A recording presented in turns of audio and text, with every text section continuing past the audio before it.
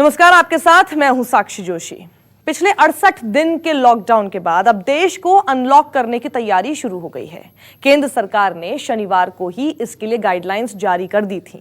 केंद्र की गाइडलाइंस में राज्य सरकारों को पहले की अपेक्षा काफी ज्यादा ताकत दी गई है। इसके बाद अब राज्य सरकारें भी अपने अपने हिसाब से गाइडलाइंस जारी कर रही हैं। हमारी इस रिपोर्ट में देखिए अनलॉक 1 के लिए एमपी का प्लान।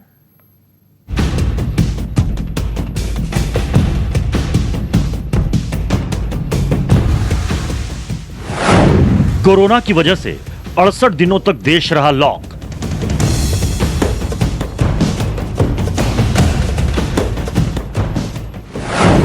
लॉकडाउन के 4 चरण के बाद अब देश को अनलॉक करने की तैयारी।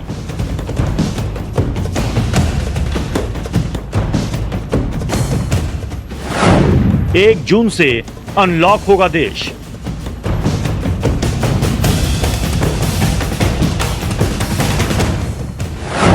अनलॉक 1 में कहां कितनी राहत, कितनी आफत।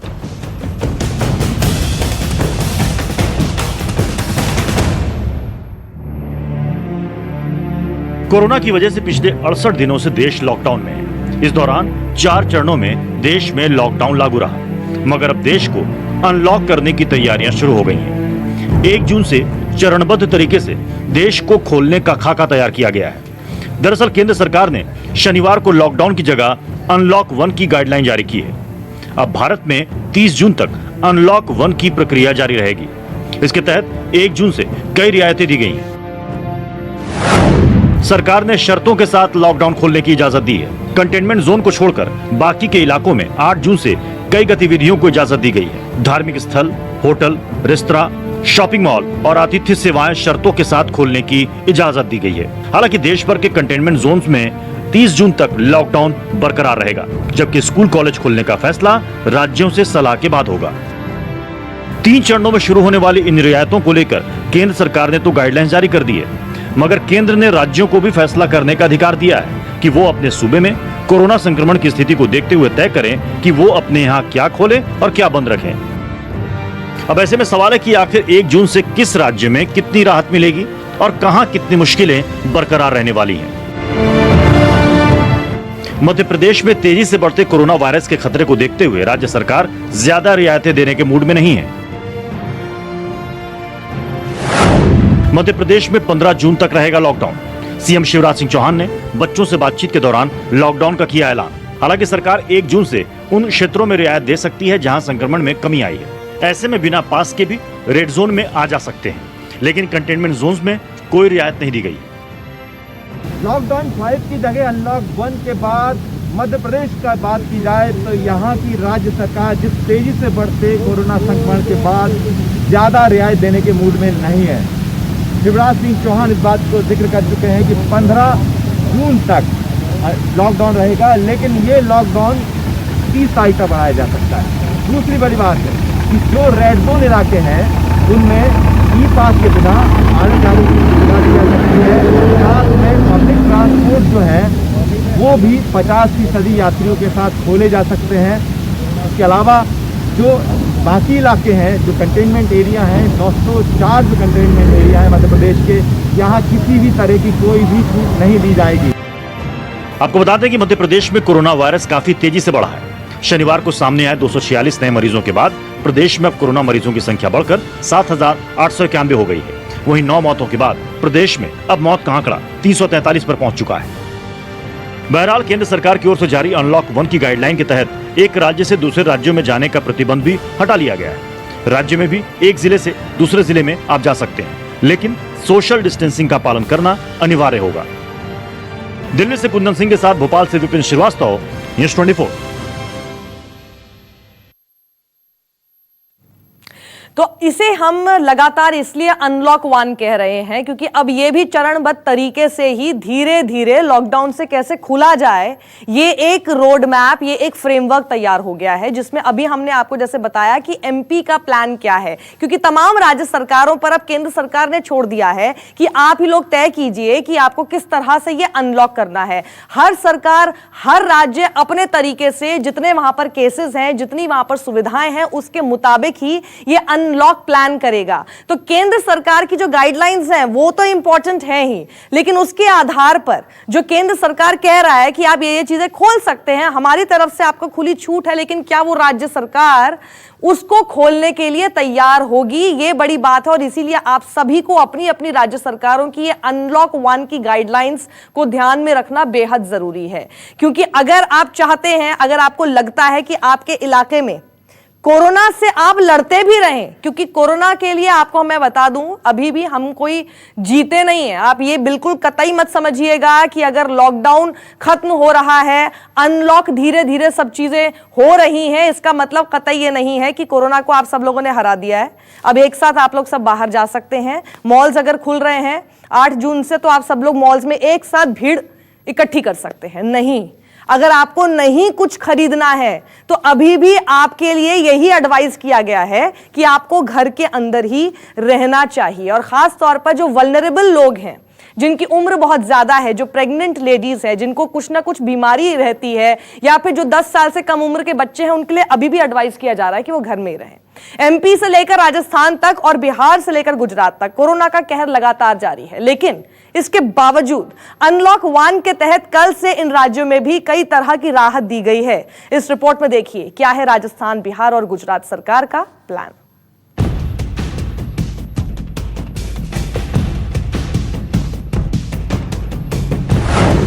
अनलॉक 1 में राजस्थान में कितनी राहत?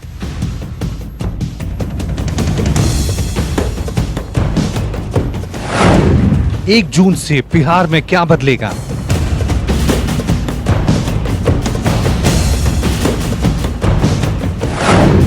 गुजरात में कितनी दी गई छूट?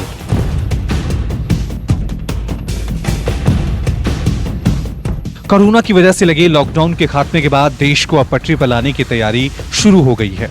अनलॉक प्लान के तहत अब देश को धीरे धीरे खोलने का प्लान बनाया गया है। केंद्र सरकार की नई गाइडलाइन के बाद देश के तमाम राज्य अपने अपने हिसाब से अपने अपने प्रदेश को खोलने का खाका तैयार कर रहे हैं। बात राजस्थान की।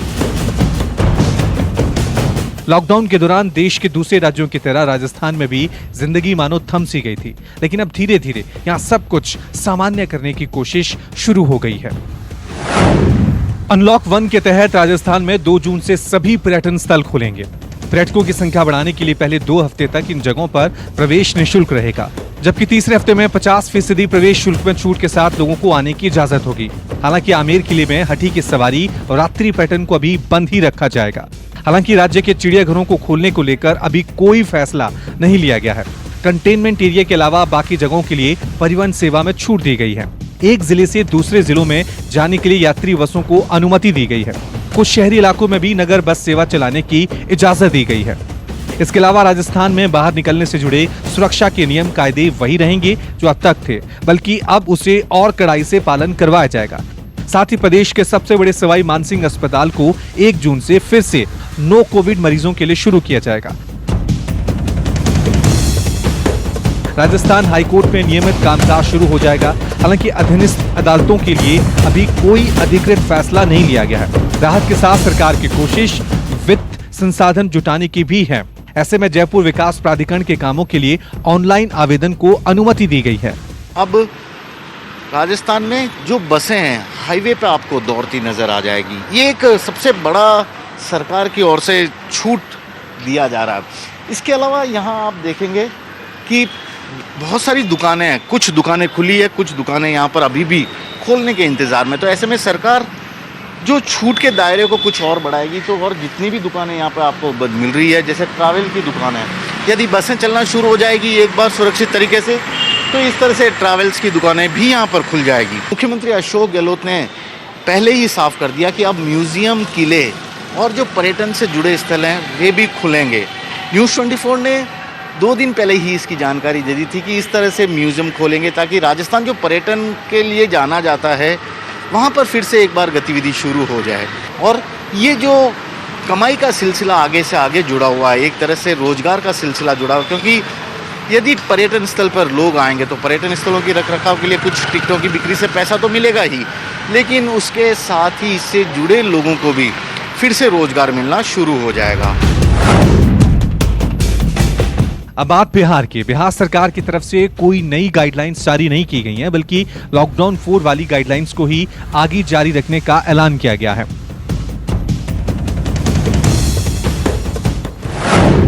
कंटेनमेंट जोन और रेड जोन को छोड़कर बाजारों को खोलने की सशर्त इजाजत है। टैक्सी सेवा सिर्फ मेडिकल और रेलवे स्टेशन तक जाने और आने के लिए कर सकते हैं। बसों का परिचालन पूरी तरह से प्रतिबंधित है। सरकारी कार्यालयों को 33% कर्मचारियों के साथ खोला जाएगा। प्राइवेट संस्थाओं के व्यावसायिक कार्यालयों में भी 33% कर्मियों के साथ खोलने की अनुमति होगी।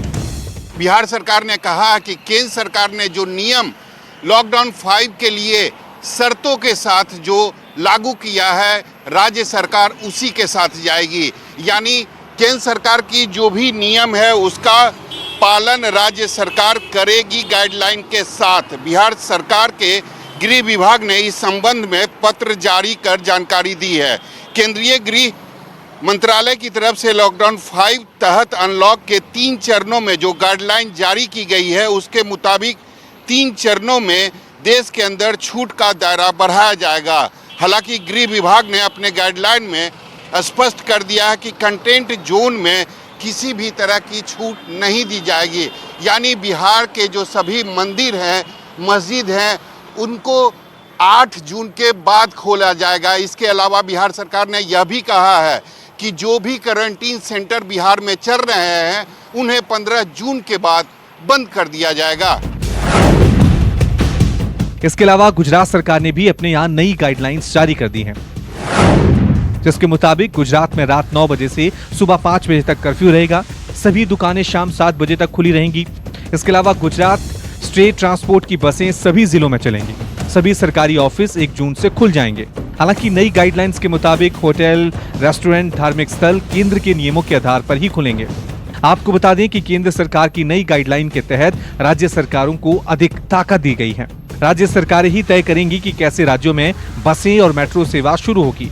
केंद्र सरकार ने तो अपनी तरफ से कई तरह के प्रतिबंध हटा लिए हैं, लेकिन राज्य सरकार अपने स्तर पर पाबंदियां लगा सकती हैं।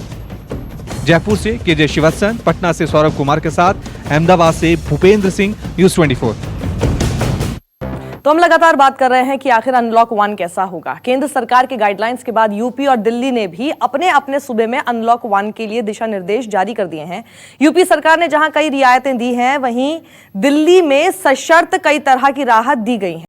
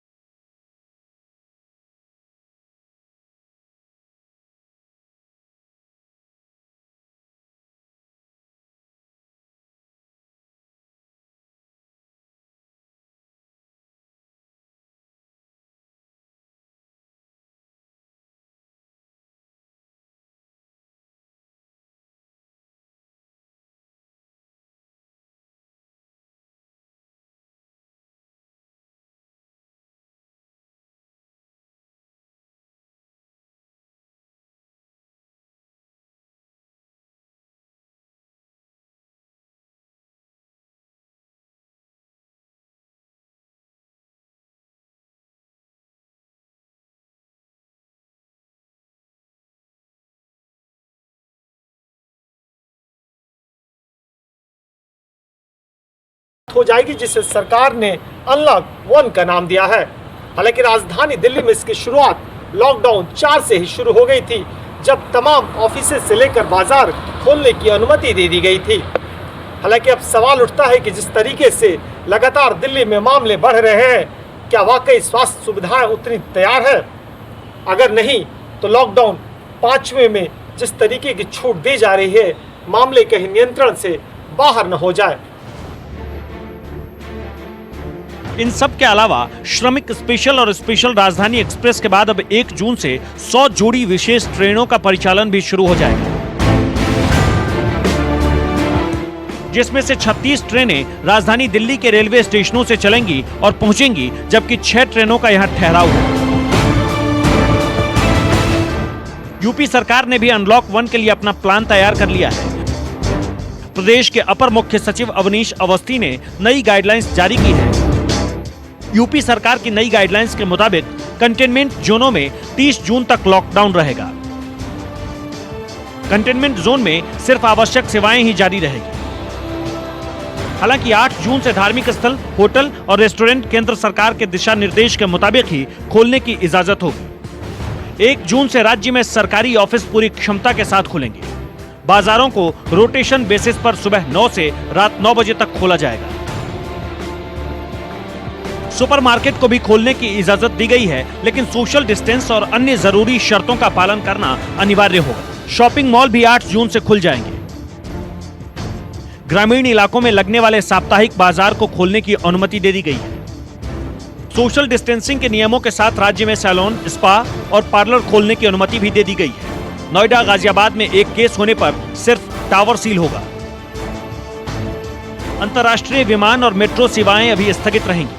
सिनेमा हॉल और स्विमिंग पूल बंद रहेंगे। जो प्रतिबंध स्थानीय स्तर पर लगाने हैं वो नोएडा और गाजियाबाद के जिला प्रशासन, वहाँ के वरिष्ठ पुलिस के अधिकारी एवं वहाँ के वरिष्ठ जो है चिकित्सा विभाग के अधिकारी देंगे। बाजारों को खोलने की व्यवस्था की गई है और बाजारों में सोशल डिस्टेंसिंग का पालन जरूर हो, इसलिए समय बढ़ा दिया गया है, क्योंकि कम समय अगर बाजार खुलती हैं तो भीड़ ज़्यादा होती है। बाजारों को स्प्रेड किया गया है और सुबह 9 बजे से रात 9 बजे तक मुख्यमंत्री जी ने कहा है कि बाजारों को अब खोल दिया जाए। बंदिशें बेशक खत्म होने लगी हैं, लेकिन अब एहतियात की पहले से ज्यादा जरूरत है। कुछ इन्हीं हिदायतों के साथ उत्तर प्रदेश सरकार ने आज अनलॉक पार्ट 1 की नई गाइडलाइन जारी कर दी, जो 30 जून तक जारी रहेगी। इसके तहत न केवल परिवहन सेवाओं को शुरू किया गया है, बल्कि ब्यूटी पार्लर, सैलून और शॉपिंग मॉल को भी खोलने की इजाजत दे दी गई है। इसके अलावा धार्मिक स्थल 8 जून से खुल जाएंगे। होटल कारोबारी भी पहले की तरह अपना कारोबार कर सकेंगे, लेकिन कंटेनमेंट जोन में तमाम प्रतिबंध जारी रहेंगे। सिर्फ आवश्यक सेवाएं वहां पर शुरू की जाएंगी। इसके अलावा जिला प्रशासन को भी यह अधिकार होगा कि बदलते हालातों के साथ समय समय पर अपने फैसलों में तब्दीली कर सके। तो इस तरह का होगा अनलॉक 1। इस बुलेटिन में मेरे साथ फिलहाल इतना ही।